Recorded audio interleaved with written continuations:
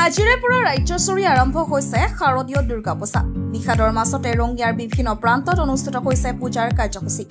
ৰঙিয়াৰ শিৱ মন্দিৰ, মুৰাৰা ছ'চাইটি চক, তিনিগয়া দুৰ্গা পূজা সমিতি, ষ্টেচন হৰি মন্দিৰ, তিনিআলি, পটাকুচি, তুলসীবাৰীকে ধৰি বিভিন্ন স্থানত আৰম্ভ হৈছে দুৰ্গা পূজাৰ কাৰ্যসূচী। প্ৰাণৰ শিল্পী জুবিন গাৰ্গৰ অকাল বিয়োগত মৰ্মাহত পূজা আয়োজক কমিটিয়ে প্ৰতিখন পূজা মণ্ডপতে ভক্তসকলক শ্ৰদ্ধা নিবেদন কৰাৰ ব্যৱস্থা গ্ৰহণ কৰা পৰিলক্ষিত হৈছে। আনহাতে পূৰ্বে ঘোষিত সাংস্কৃতিক কাৰ্যসূচী বাতিল কৰি শিল্পীগৰাকীৰ প্ৰতি আন্তৰিক শ্ৰদ্ধা নিবেদন কৰাৰ পদক্ষেপ গ্ৰহণ কৰিছে।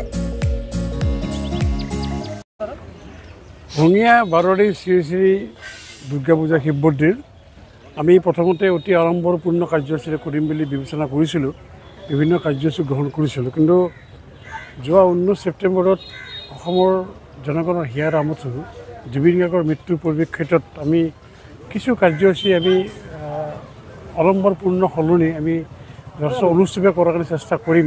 যদিও ৰাইজৰ স্বাৰ্থৰ প্ৰতি লক্ষ্য ৰাখি এইবাৰ পূজা ভাগে আমি বিভিন্ন কাৰ্যসূচী এইবোৰো আয়োজন কৰিছোঁ। কিন্তু তাৰ লগে লগে আমাৰ সকলোৰে আদৰৰ, সকলোৰে শ্ৰদ্ধাৰ জুবিন গাৰ্গৰ প্ৰতি শ্ৰদ্ধা জনাই এইবাৰৰ ৰঙিয়া বাৰৰি শ্ৰী শ্ৰী দুৰ্গা পূজা শিৱ মন্দিৰৰ যিখন ৰভা, সেইখন আমি জুবিন গাৰ্গৰ নামত উৎসৰ্গা কৰিছোঁ, জুবিন গাৰ্গ শুৱনি ৰভা হিচাপে।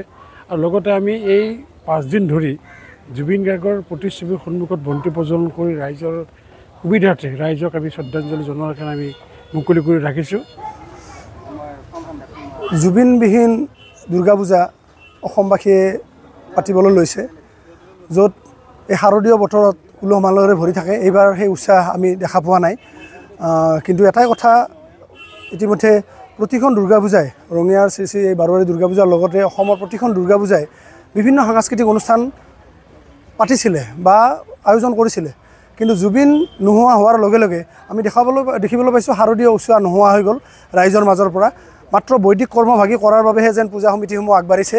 আৰু শিশুৰ পৰা নৱপ্ৰজন্মৰ পৰা বুঢ়া মেঠালৈ সেই পূজাৰ যি উৎসাহ, সেই উৎসাহ ম্লান পৰিছে, আটাই শকত ম্ৰিয়মান হৈ আছে। আৰু পূজা সমিতিৰ প্ৰতিখন পূজা মণ্ডপৰ প্ৰথমতে আমি দেখিবলৈ পাইছোঁ জুবিনৰ শ্ৰদ্ধাঞ্জলি বেদী নিৰ্মাণ কৰা হৈছে। দেৱী মাৰ চৰণত সেৱা ল'ব যোৱাৰ আগতে জুবিনৰ প্ৰতি শ্ৰদ্ধাঞ্জলি নিবেদন কৰিহে যেন আটাই দেৱী মাৰ ওচৰত সেৱা ল'ব। আৰু আটাই পণ কৰিছে যে দেৱী মাৰ ওচৰত নিজৰ বা দেশৰ হৈ কিবা বিচৰাৰ লগতে তেখেতসকলে আমাৰ এই জুবিনৰ যি ৰহস্যজনক মৃত্যু, এই মৃত্যুৰ বাবে যিসকল দায়ী তেখেতসকলে যেন উচিত শাস্তি পায়, তাৰ বাবে প্ৰতিজন ভক্তপ্ৰাণ ৰাইজে সেৱা আগবঢ়াব বুলি আমি জানো। আপোনালোকে জানে ইতিমধ্যে প্ৰতিখন পূজা মণ্ডপে, প্ৰতিখন পূজা সমিতিয়ে প্ৰতিটো সাংস্কৃতিক অনুষ্ঠান বাৰণ কৰিছে, স্থগিত ৰাখিছে, বৰ্জন কৰিছে, একমাত্ৰ জুবিন গাৰ্গৰ এই মৃত্যুত শোক প্ৰকাশ কৰি পেলাই। তো আমাৰ ৰঙিয়াৰো প্ৰতিখন পূজা সমিতিৰ লগতে সমূহ ৰাইজ জুবিনৰ শোকত ম্ৰিয়মান। আমি বিচাৰোঁ পূজাৰ ছুটী সেই মানে হত্যাকাৰীসকলক যি ৰেহাই দিব বিচাৰিছে চৰকাৰে, সেইটো বাদ দি তেখেতসকলকে পূজাৰ মাজতে আটক কৰি অসমবাসীক, জুবিন প্ৰেমীক যাতে অসম চৰকাৰে পূজাৰ উপহাৰ হিচাপে দিয়ে, আমি সেইটোৱে বিচাৰিছোঁ।